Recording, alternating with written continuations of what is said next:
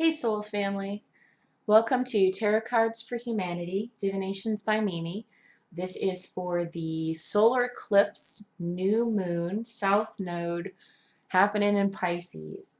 Um, it's a big one, so it's going to happen Sunday the 26th of February. And it's important because when we come into this world, we're given a birth chart, and the birth chart is sort of a map based upon our previous incarnations. In that map, we have a south node, which is the nodes of the moon. And the south node is indicative of what we came in, what skills we came into this incarnation with. The north node are those things that we need to learn. So collectively right now, the south node is in the sign of Pisces. There's a lot in the sign of Pisces at the moment. Chiron, Neptune. On the 26th, the moon will be in there. The sun is also in there for all the Pisces birthdays coming up. And at a certain point, very close and soon after, Mercury will also be in Pisces. That is a lot of activity. In addition to that, there are all sorts of oppositions and squares occurring at this time.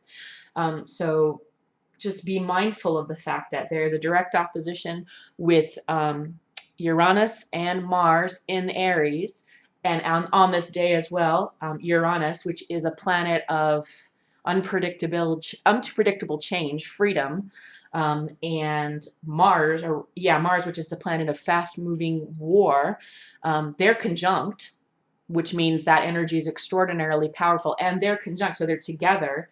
And they're opposing Jupiter, which is an expansive planet, and that's in Libra at the moment.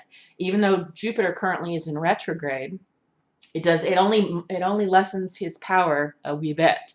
So we're still looking at very strong push-pull between Jupiter, and it's 2 against 1 here. Jupiter may be a big planet, but he's up against 2 others, one big one and one, yeah, sort of big one, Uranus and Mars. Remember, Uranus and Mars conjunct is anything can happen and fast.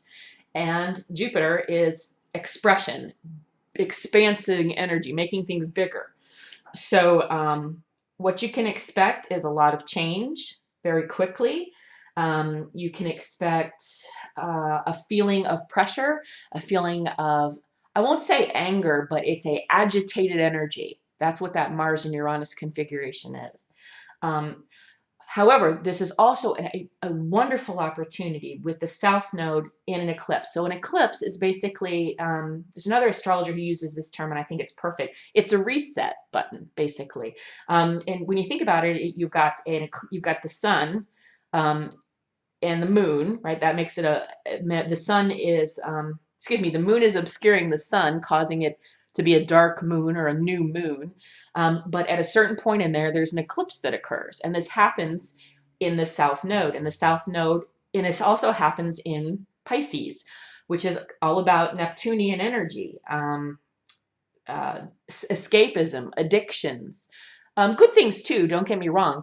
But because we're talking about the south node, we're talking about things that we can let go of, that we're learning the lessons of. So consider this, I hope I'm making this clear.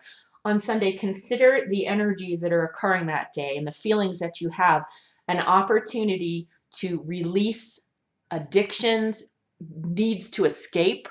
However, whatever that manifests in your life, escapism, it could be drinking, partying, relationships, sex, internet. I mean, it could be anything where you just want to escape reality, numb yourself from reality. I really urge you not to do that, to meditate, to pay attention to what your subconscious is bringing forth for you, because this is a lot of activity and a wonderful opportunity to let go of things that don't serve you any longer. Okay, so that's Sunday's energy. It's really important. I'm sorry to babble on like that, but this, I can't, sort of stress enough that this is a really big opportunity to make permanent change for the better, for this incarnation, for you, ultimately for humanity, for the collective. And that happens on Sunday. So I really urge you to take the opportunity to let some things go. And this impact, this change that you'll be making, these things that you'll be doing, urges that you act on now, right, or Sunday and forward, will last for 6 months out. So you'll be feeling this whatever changes you make will be fed energetically massively with all of this incredible astrological activity occurring for the next 6 months. So this is a wonderful opportunity of saying, okay, you get a little bit of a do-over, and I'll give you a head start, like a 5-minute head start. It's that kind of stuff. It's like, here's an opportunity, grasp it, really take advantage of it. All right. So I'm going to do the beginning of the Tetragrammaton. Oops, I don't know what I'm doing here. Sorry. The beginning of the Tetragrammaton, which is the 4 letters of the name of God, Yod He Vav He. And what I'm going to look for is the Fool card, which I'm going to have represent us in each of the Kabbalistic worlds of the name of God. Just going to shuffle the cards real quickly here. And this will give us an idea possibly of where as a collective, not as an individual, but where as a collective, we can meditate or look at where we need as a whole to release some potentially addictive Neptunian tendencies. Not all of Neptune is bad. Don't get me wrong. I'm not having a go at Neptune or Pisces for that matter. It's the ultimate in spirituality. It's the ultimate in returning to the collective. Last sign of the zodiac, right? First one is Aries, where you declare that I am. Pisces is I believe, which means you reconnect with the whole, which is what we do when we pass on out of this existence. Another thing about energies like this, not so much what's happening in Neptune, but because of the intense, fast, unpredictable energy that's occurring in the constellation of Aries and in opposition with Jupiter and Libra, is there's potential for big planetary changes. We could be talking about just big stuff.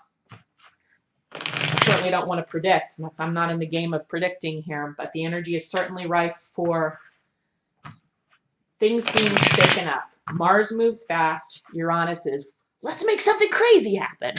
Think of Jackass. Those guys in Jackass. That would be Mars and Uranus together, if that makes sense. Okay.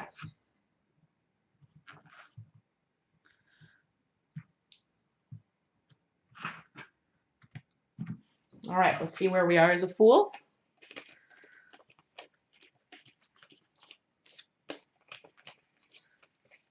All right, we're not in Yod or in Atzilus.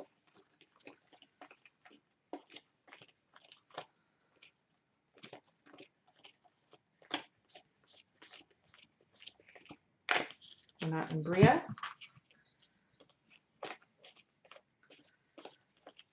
It tells me we might be in Yetzirah.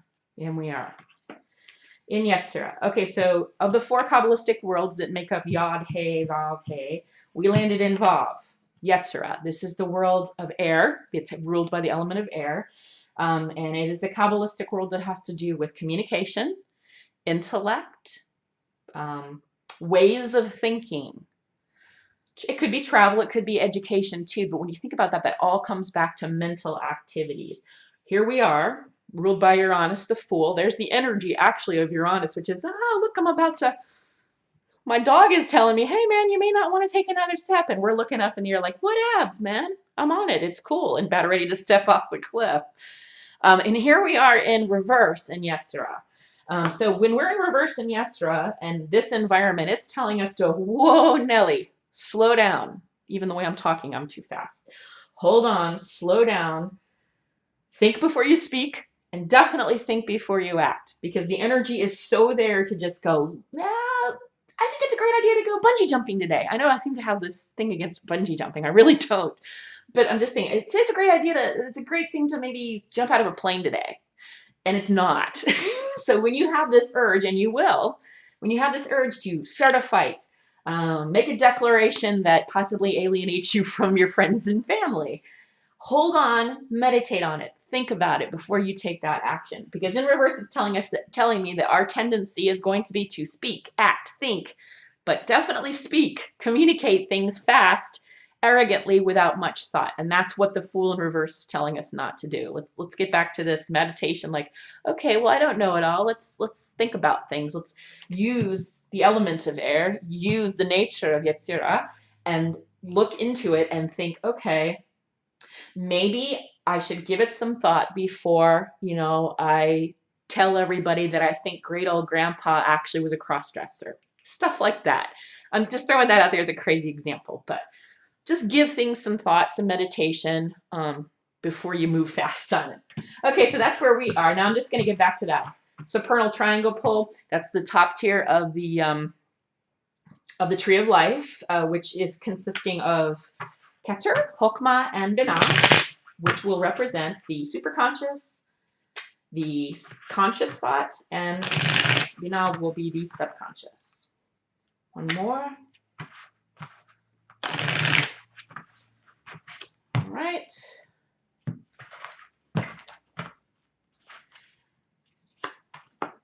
Binah, Keter. We have the Six of Cups in Keter. That makes perfect sense with the energies in Neptune, the way they are, and our tendency to want to retreat. And it's beautiful. It's in the upright position. Keter is telling us that this is an option that's available to us, but I think it's telling us don't get caught up in it. Conscious mind is communication. Ace of Swords, air, Yatsura, right? But in reverse. So aces are Keter. They belong here. They are the very purest of the source. That's where the aces belong in the tree of life. When we have it in reverse, we may not be communicating, using our intellect, thinking logically and rationally out the gate, pretty much. So again, I think we're being urged here. Hold on before we start talking. All right, and lastly, the subconscious mind. Looks like we're letting go of some sorrow. Subconscious, we got the Five of Cups in reverse. The subconscious, I think we are dealing with the feelings of being let down, personally and collectively. We're talking kind of collectively right now. So when I'm saying this, I'm speaking of us as a whole, humanity and other sentient life forms as a whole. So Keter. The superconscious is telling us right now that there are 6 cups. There's 2 children. One is sharing a cup of love with the other. Cup is kind of the vessel of the soul. The 6s fall into Netzach. Netzach is ruled by Venus. Nothing wrong with Venus, but Netzach can have a tendency to be, it creates form, ideals, beauty, value, things like that. Nothing wrong with that at all. But there can be a tendency to get lost, and it's somewhat like Neptunian energy, to kind of get lost in love. And love is everything. Please don't get me wrong. And maybe that's why and maybe I'm misinterpreting. Maybe this is why it's appearing in the upright position to let us know that, in this situation, Netzach and Venus is something we need to employ. Love is the law. Love is everything. Actually, yes. Yes. Okay. I'm awake now. Keter, or super consciousness, is telling us to use compassion and love for the collective, for your sisters and your brothers, knowing that we are a family. See, this is possibly an older brother with a little sister. It's that sharing of love, the vessel of the soul, the cup. That's the mind, heart, soul being shared with another. I think that Keter, or that superconscious, is reminding us that as we express ourselves as it relates to this solar eclipse in the new moon in Pisces, with all of this other activity in Pisces and happening on the south node, which is releasing things, we may have a tendency, because in our subconscious mind there's a lot of pain and a lot of hurt. There's a need for us to cut off. We want to cut off from the pain that we feel. And we don't see. You see the figure here is quite sad, looking down at the 3 cups that are empty, but behind there are 2 cups. And in the front, in the future, there's a pathway with a bridge and a home or a structure of some kind, which is indicative of some place to go, a paradise in a sense, a oasis, a destination, a future. This person right now can't see it, and this is in our subconscious mind. And I think our conscious instinct will be to speak. Strictly from logic. First instinct, speak. Speak out, say something. All those years ago, Mom, you were, you just didn't give me any attention, right? Okay? And I just want you to know I really, really resent that. When we're thinking like this and we're kind of in this pain right here in our subconscious mind, our conscious mind being the reverse of swords, might be our first instinct would be to cut off from that person. cut off or walk away. Again, this is 5 belonging to Deborah. Deborah, yeah. Am I saying that right? Deborah? Mars, being the need to cut off and move away from, like the cosmic surgeon, cut off. It doesn't serve us any longer, but you're doing it kind of heartlessly. That the instinct is, I'm hurt, I want to protect myself, I'm going to cut off the past and move forward and just forget about it. But there are 2 full cups of love behind here, and that's why we need to rethink in our conscious mind about how we communicate. Again, swords are air, air is communication. I'm really sorry, this is convoluted. I don't even know if it makes any sense. But in other words, in love, and love is the law, love under will, although we've got hurt, and we all do have hurt, collectively we're going to have a tendency to want to speak our mind without much thought or compassion, right? Because it's in reverse. Our gut instinct is going to be, well, fuck you if you blah, blah, blah, blah. Let's not do that. Let's remember what superconscious, what God is telling us, right? God is telling us right here, have compassion, that we're all part of a family.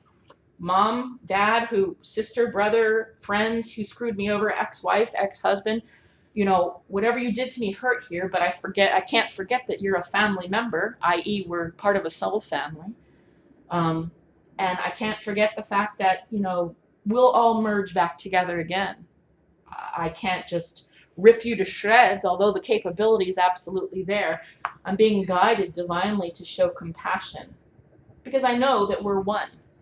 So to hurt you, to cut you down, to cut you out is only to cut me out. And by cutting you out, right, and not looking at the hurt, which is another thing about this eclipse in Neptune, we may not want to look at that hurt. In fact, that may be why we're wanting to cut things off. It's a very strong tendency to look away from things that hurt and hide in old habits. Escapism, again, Neptunian energy. Nothing against Neptune, it's just that is something that's there, is merging, losing yourself. And sometimes we lose ourselves so we don't have to face pain. But I'm really urging you to involve meditation, involve divine wisdom, which will help you get through the pain. I'm really hoping this is making sense. Okay, let's get some clarification on this. And this is going to be using the Witch's Runes. This is a beautiful gift. I keep pulling this. So it's the eye, wisdom, third eye, pineal gland, Christ consciousness, intuition, whatever you want to call it. Something big is happening. Something really big is happening. And that's on this Ace of Swords. Oh, no, wait a minute. I'm sorry, I didn't turn it over. Okay, so sorry, this is the scythe. This is Plutonian energy, which kind of makes sense here. Okay, so Pluto is about the scythe and Pluto. This particular rune is a scythe. It's a witch's rune, and it's indicative of Pluto. And Pluto, again, is the scythe. The Pluto is the death card, and that's death with a scythe. I'm not going to bother looking for it, but everyone's seen it in the deck. It's a skeleton on a horse in the old Rider-Waite-Smith with a scythe in his hand. And in the Thoth deck, it's a skeleton with the helmet of Osiris, and he's going through fish because that's the Hebrew letter that is Nun, which is fish. But he's using a scythe. Anyway, the scythe is indicative of Reaper of Souls. But really, what we're talking about here is Reaper of Hurts. Pluto's about unearthing things, right? We know that there's a lot of aspects that are connected with Jupiter, Uranus, Mars, and there just recently, yesterday, which would be Wednesday the 22nd, there was a very tough square between Mars and Uranus. Well, Mars specifically and Pluto. That's the god of war meets the god of death and sex. So whatever hurts we're feeling here, okay, the scythe appearing, particularly one blade with another blade in reverse, this blade is telling you, please approach this intelligently. Don't go going off at the mouth immediately before you think about it. The scythe is urging you here to pay attention to this pain that you're feeling before you speak, before you react. If you pay attention to this pain that you're feeling and you remember what superconscious is telling us about compassion, about our true nature collectively. Again, another Neptunian lesson during this eclipse, this new moon eclipse in Pisces, ruled by Neptune. It's telling us, remember, whoever hurts you is also you. Everyone's action that hurts you, any emotion that you feel, negative or positive, is merely a reflection of you. It's telling you something about yourself, because really, in this world that seems dual, there is no you and me. There is only us, we, I. We're all one. And that's, I think, the lesson we're learning here is compassion. A blade for a blade. Let the blade be the scythe that Pluto holds, that teaches you to look deeply at why this hurt, how this hurt, how is it affecting you, and help you make the proper decision. Should you communicate whatever it is you're dying to communicate here, right? Slow it down and find out, should you choose to use this blade to communicate, that you do employ compassion, remembering there is no you, there is no me, there's only we. Ugh, that sounded so lame, but I hope that helped. I think that's it. I think it's pretty clear. We got to watch how we speak, how we act, what we say, how we communicate, even what we're starting to think about things, and remember the true nature of all of us, that we're all connected. So when you got a score to settle because of some pain here, and your first instinct is to go, "Wah!" Stop, deep breath, remember what we all are. Give your end of things some thought. What lesson is there for you in this? And then communicate if you wish to, but do it compassionately, with love, which is the law under will. All right, I'll shut up. Everybody have a great remainder. I will start uploading the March readings very soon. Thank you for all the new subscribers. Wow, guys. I mean, that's it's really awesome. I hope it's helping. And until the beginning of March, you guys take care. Happy new moon eclipse.